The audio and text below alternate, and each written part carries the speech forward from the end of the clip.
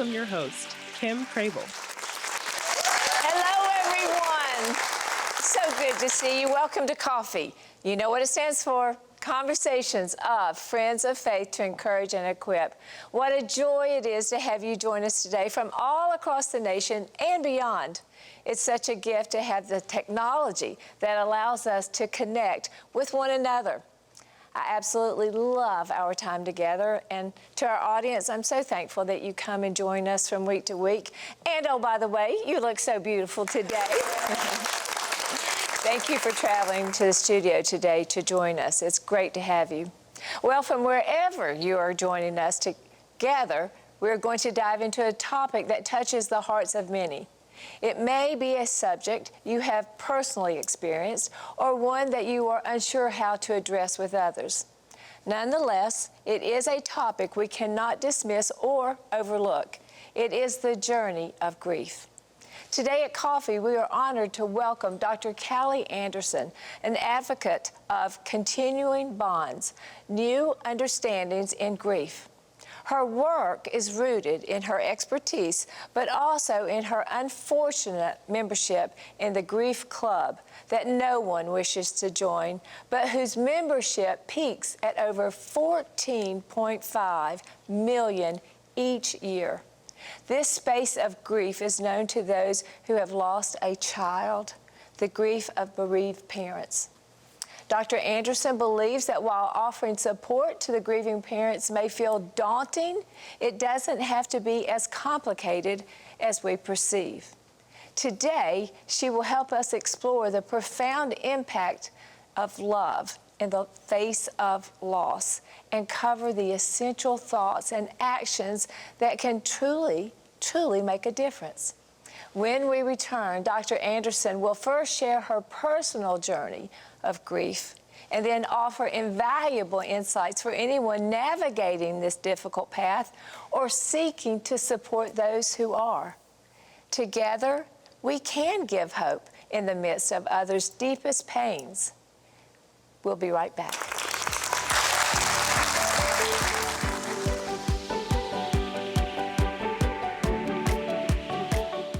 Kim Crable knows all about hidden shame and regret. From the time she experienced a life-altering trauma at age 4, Kim became an expert in hiding her hurt and confusion. In her transparent story, Burdens to Blessings, Kim invites you along the journey from shame and sadness towards healing and hope. Simply go to www.kimcrable.org. Discover the confidence and courage to be you again, and discover the power of your story. Hello, everyone, and welcome back to Coffee. We're so glad you're here, and today has such an important topic for us to talk about, and to lead us through this talk is someone who really understands the topic, has learned about the topic, and really has lived the topic, Dr. Cali Anderson.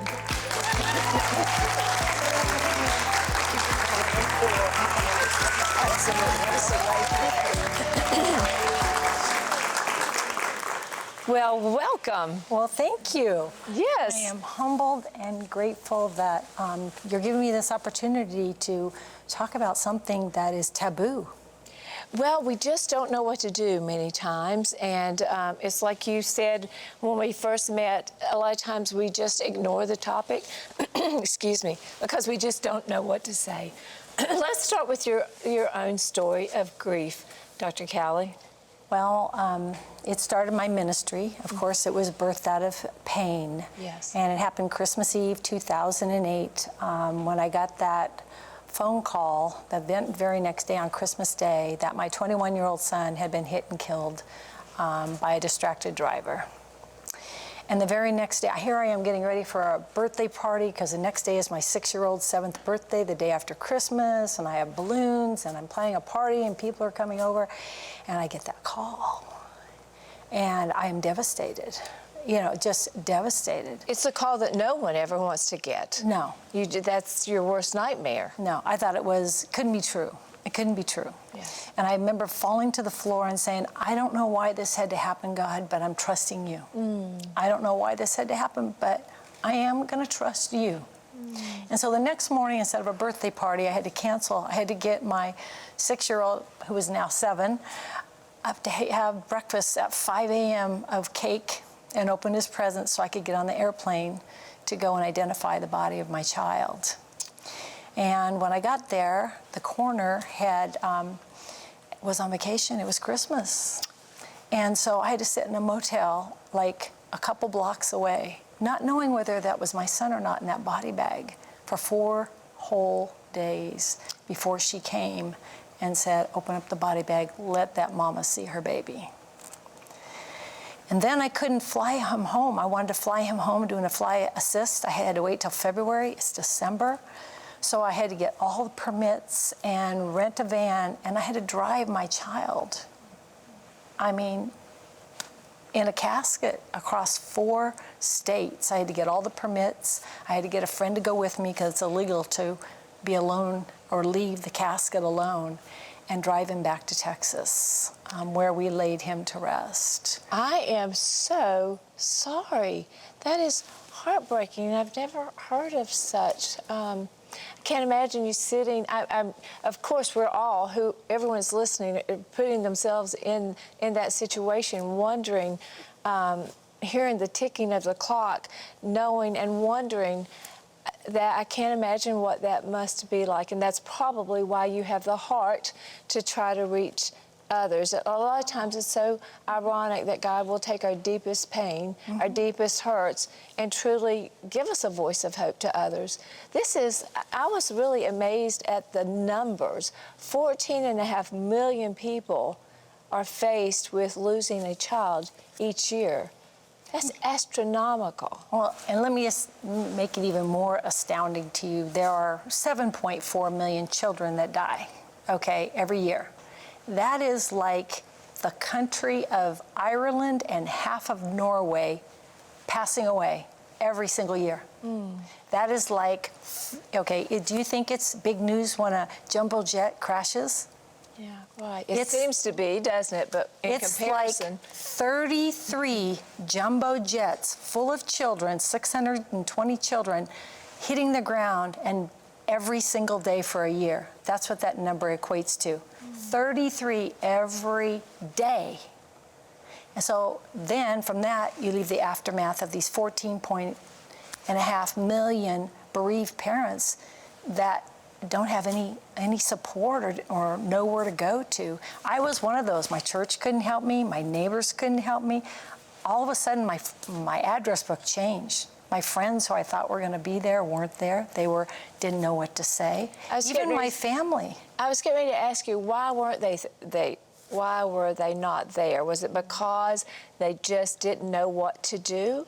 Well, I called my sister after 2 years and I said, you need to call me. You need to talk to me, you know? And she said, I was afraid I would say Ben's name and hurt your feelings. So let's stop right there and talk about that, because that's the opposite of what happens, correct? Exactly. Exactly the opposite. In fact, I brought a few snippets from my book that but yes, exactly. They want to hear their child's name. They are afraid their child is going to be forgotten. Yes. And so when you might bring a tear to their eye, but you have brought joy to their heart. Oh, I love that. When you say their child's name, that they have not forgotten. So some of the things, that you can say, because the cliches.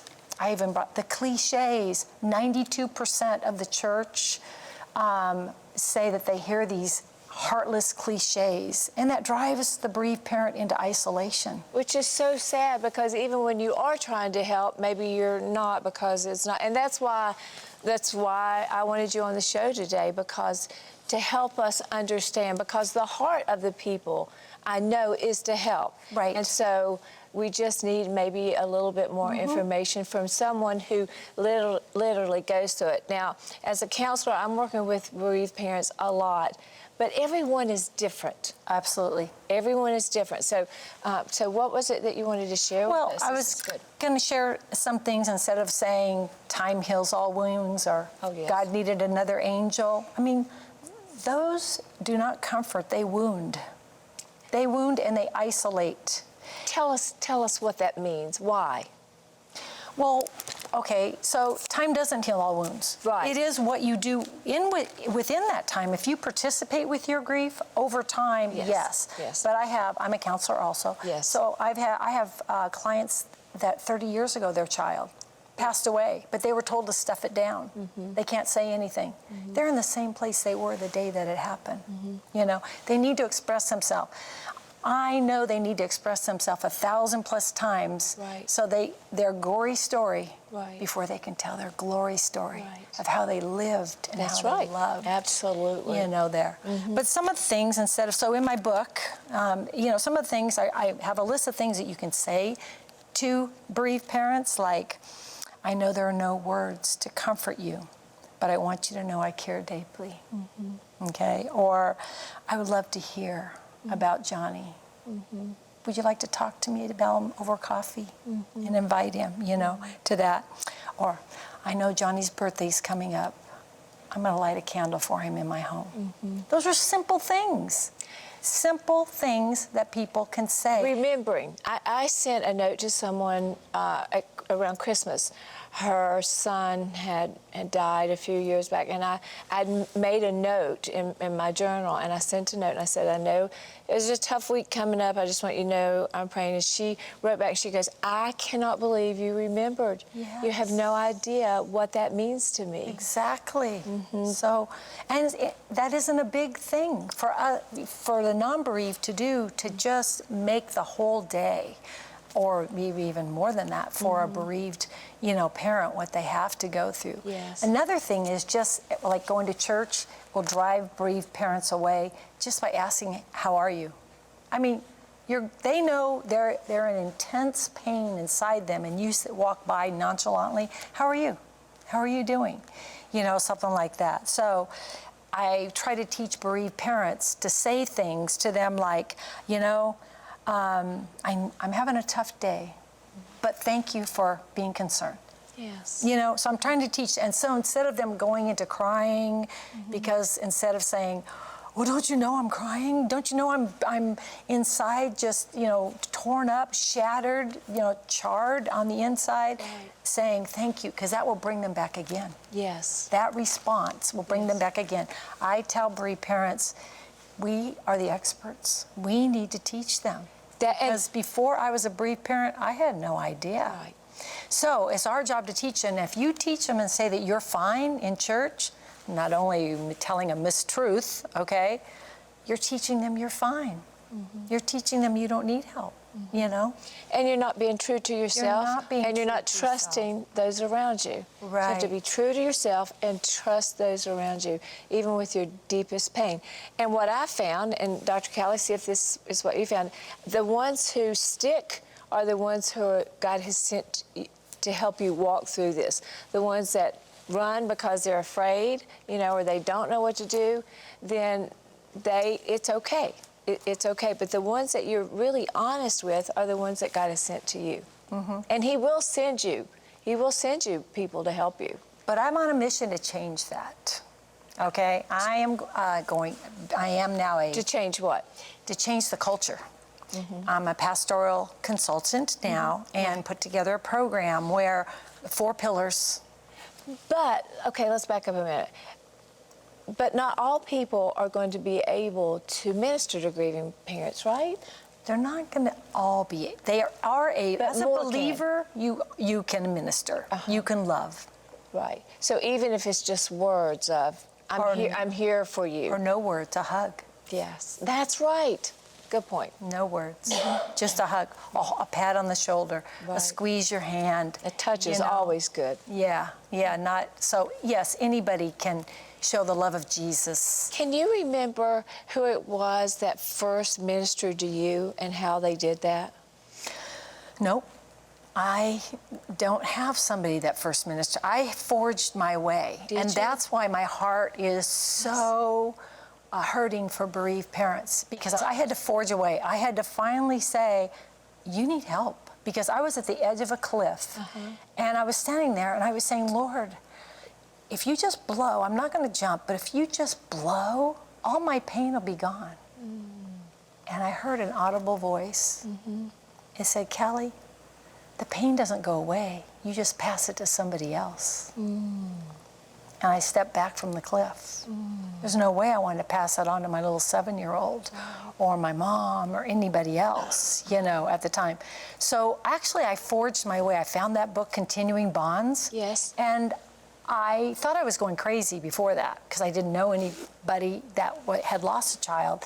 But in that book, Continuing Bonds, the things that I was doing, it validated me.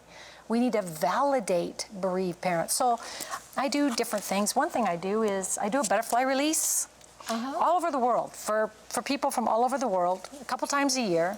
And we'll have a shirt, and they will buy the shirts, and we will put all the children's names and release each butterfly. We'll say each child's name. We'll say 2 or 3 sentences about the child, and you'll see it says Forever 18. It has their age on there, you know. And so we do this a couple times a year, release every single butterfly. You do this twice a year? A couple times a year. Well, every year for sure, sometimes twice a year. Yeah, sometimes it's hard to get butterflies, but you know. But yeah, we did them for the year also too for the Uvalde kids. We let out 22 butterflies. And I had this beautiful bereaved mom who was Hispanic who could pronounce their names precisely because I wanted to give them full, you know, full validation when we said their names, and we did it. But yeah, we do this. So Continuing Bonds gives the bereaved parent permission to nurture their child after they're gone. You know, once a child dies, the love doesn't die. Right. The love is still there, but it has no place to go. Well, and that's the definition of grief, isn't it? Yes. Grief is love that has no place to go. No place to go. So when they're allowed to do Continuing Bonds like this shirt, we do other things too. We have candle lightings. We have I don't know if they're going to show that picture of the children of my children's gravesite. I lost a second child 3 years later, and so I read somewhere that back east they put down boughs of tree limbs over the graves as a blanket, as a warmth and a symbol of love. And I thought, well, I don't have those, but I can just buy a blanket and do it. So I started buying blankets and laying them down on December 1st, picking them up December 31st on their gravesite, and washing them in between, rolling them up, and just putting them beside the couch. And the most wonderful thing happened. God has, when you're willing, He has other wonderful things happen to you. Before I know it, grandkids are coming over and they're like, we're gonna watch a movie, and they're like, Grandma, they won't let me have my dad's blanket. Grandma, they got Uncle Ben's blanket. I want Uncle Ben's blanket this time. And they would fight over these blankets. So then I started buying new blankets every single year, probably have 40 of them now. So when the kids come over, and I make sure I put a note on it so I know if it's their dad's or their Uncle Ben's. So when we watch a movie, we wrap and get a hug from them and sit and watch a movie. So that's a continuing bond. That is beautiful. Yeah. I absolutely love your heart. I'm so sorry for the pain that you went through, but we're so blessed that you're not wasting that pain. Oh, no. Yeah. That's one of the first things I said, Lord, my child cannot die in vain. My child cannot die in vain, at all. And I tithed my pain to the Lord. I tithed it to the Lord. And when I started looking for a counselor and found out that there was none that could help me, I asked them, who have you lost and how can you help me? And they couldn't answer me. One had lost a pet, and one had lost a grandma when she was 9. And none of them can tell me how they can help me. So I came home and I screamed out to God and I said, Lord, there's 14.8 million bereaved parents around the world and nobody understands us. Who's going to help them? And I fell on my face on the floor. I heard that audible voice again. But you know, Cali, you know, you can help them. I had no idea what that meant. But soon after that is when I went and got my counseling degree. I wasn't really happy that I hadn't learned so much about grief, so I went and got my Master's of Divinity because I wanted to see what God said about grief. I learned a whole bunch, and then all of a sudden God gave me a $50,000 grant, and I went on to get my doctor's in ministry leadership, and I specialize in grief, and did my dissertation on examining the impact of pastoral care for bereaved parents. So let's take a minute and talk about that. What did you learn, and how can it help us? And I know it's a lot, Yes. but you know that's really why I wanted to do the show. Is we all want to be better at this. We have a lot of people walking around us each day in the grocery store, sitting beside us in the airplane. Most of us know someone, and it's very difficult. We want to minister. We want to do the right things. I don't want people to feel like, oh, I can't say anything because it might not be the right thing. But in that case, what do we do and what do we say when we're so afraid that it almost freezes us? What do we do? Well, you made me think of something back when you asked me about somebody who ministered to me.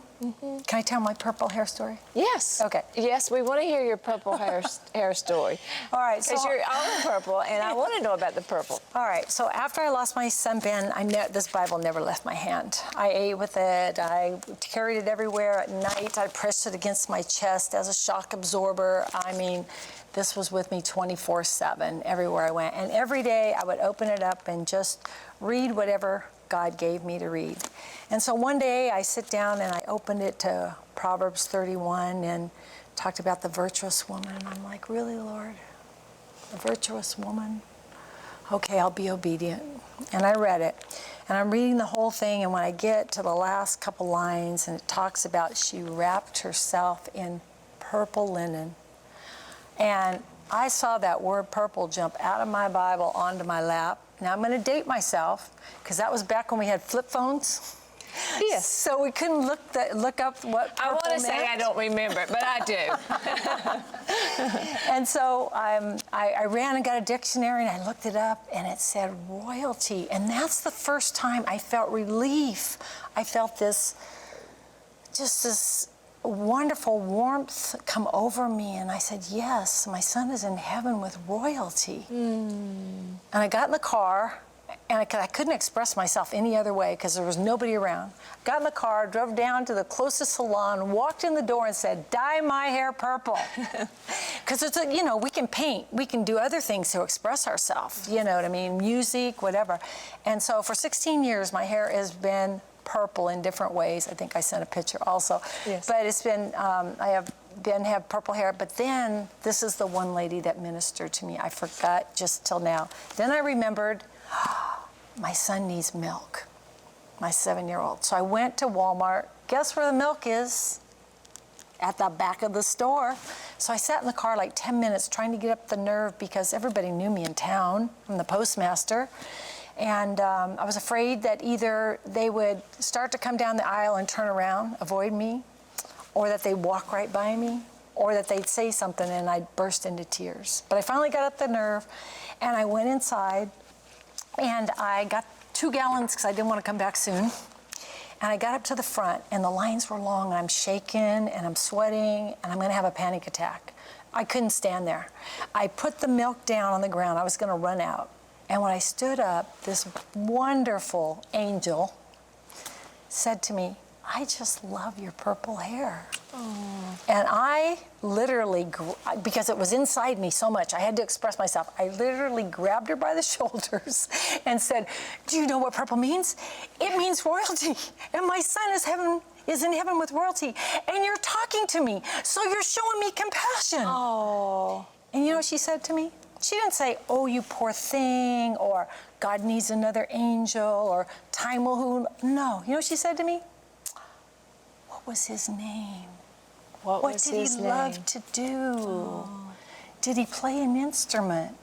Did he play a sport? And here this lady I didn't even know in the middle of Walmart for 20 minutes is talking to me about my son for the first time. This is like 100 days after he passed away. That's beautiful. And then she hugged me and prayed with me, and then she stood in line with me so I could get through the line. She was sent to you to minister to you. Yes. We have to take a short break, and we're going to come back. Thank you for sharing that story. Thank you.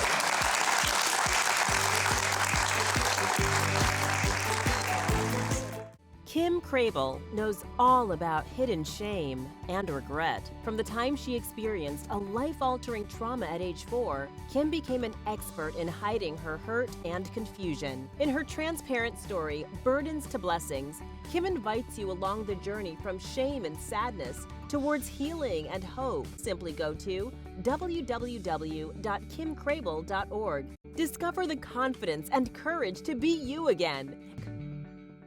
Hello, everyone, and welcome back to Coffee. What an incredible show we've had today. Dr. Cali, thank you so much for joining us and giving us nuggets. And really, that's all we need are nuggets in those times when we meet someone who we know has such a loss. And everyone wants to minister to them. Everybody's heart is to do that, and you have equipped us. But I think you have some more things that you'd like to share with us. Yeah, this is the elephant in the room that we've been talking about. So without even knowing it, right? Yes. So, but the name of my ministry is Grief Bridge, and so I've just like coffee, grief. For the first part of it is the action for the church. They can G, guide with compassionate support. R, reach out and be present. I, inspire and say their name. Say their child's name. Say the child's name, yes. E, educate and validate. And F, follow up and listen. So, and as far as the bereaved parents, I encourage you to build connections with other bereaved parents. Yes. Why is that important? You know, when I meet a bereaved parent, I can tell in their eyes. Automatically, we know we understand each other. Yes. And it even goes so far that I have parents call me that say, do you have a child that died this way? Because you don't understand what I'm going through if your child didn't die the same as mine. That's how important it gets to people. Wow. The connection. The connection. And so building connections is very important. R, reach back, express yourself. I invite and accept the support. It's so hard for us to accept support. D, dedicate time to prayer. G, gather strength through participating in your grief. And E, embrace every memory. I cannot thank you enough for being here and the incredible wisdom that you share with us. Thank you. There's information, friends, for you to reach out, get her book, talk to her. Thank you so much for joining us today. You. See you next time on Coffee. Bye, everybody.